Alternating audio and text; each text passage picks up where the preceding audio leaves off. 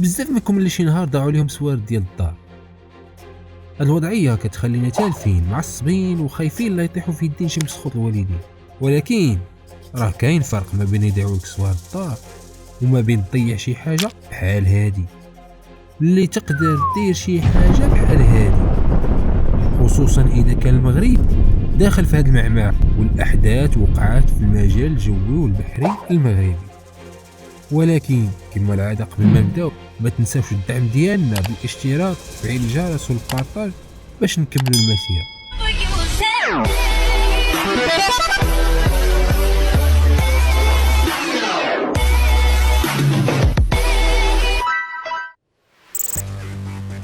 قبل ما غادي نهضروا على القنابل النوويه، غادي نهضروا اولا على وسيله النقل اللي كانت هازاهم.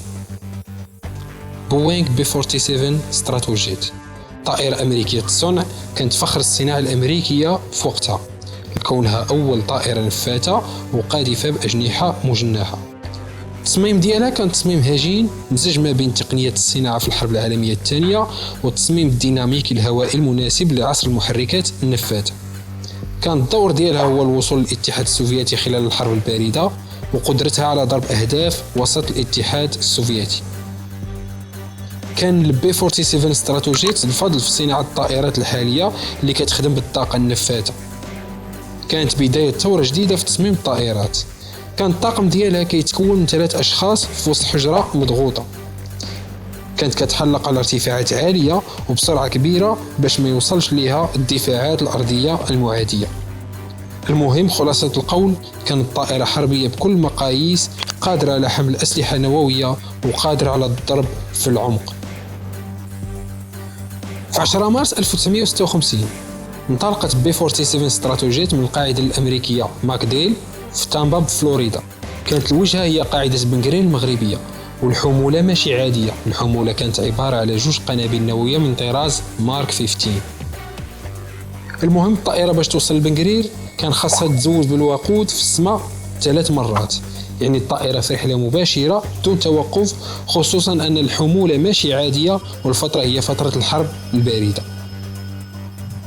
العملية كانت سرية جدا وما فيهاش مجال للخطأ، كل شيء كان مدروس، كل شيء كان محسوب. على حسب المعلومات المسربة مؤخرا تزودت بي 47 2 مرات بالوقود في السماء بواسطة طائرات خاصة ناقلة للوقود، لكن من بعد 6 ساعات من الرحلة تفقد الاتصال بالطائرة واختفت الطائرة من شاشات الرادارات. كان آخر اتصال لها فوق المياه الإقليمية المغربية وبالضبط قرب الناظور. اختفت الطيارة بلا ما تخلي لا حطاب لا جثث ديال الطيارين.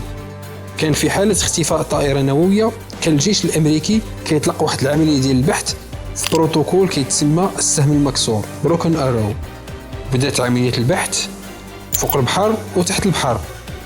فرنسا بدورها دخلت في عملية البحث بواسطة الطائرات والسفن وغواصات، لكن دون جدوى. وحتى اليومنا هذا مازال مصير الطائرة بي 47 والطاقم ديالها لغز ما تحلش.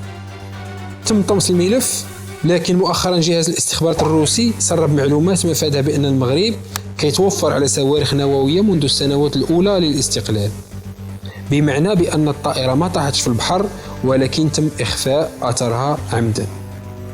الجميع كيعرف بأن علاقة المغرب مع الولايات المتحدة هي علاقات خاصة جدا، بحيث أن المغرب يعتبر شريك استراتيجي وموثوق للولايات المتحدة من نهار اعترف بها، ناهيك عن العلاقات التجارية والعسكرية والمناورات اللي دارت في المغرب، وكان آخرها مناورات أفريكان لينز في الصحراء المغربية. هذه هي قصة قنابل نووية، وانتوما اش بان ليكم؟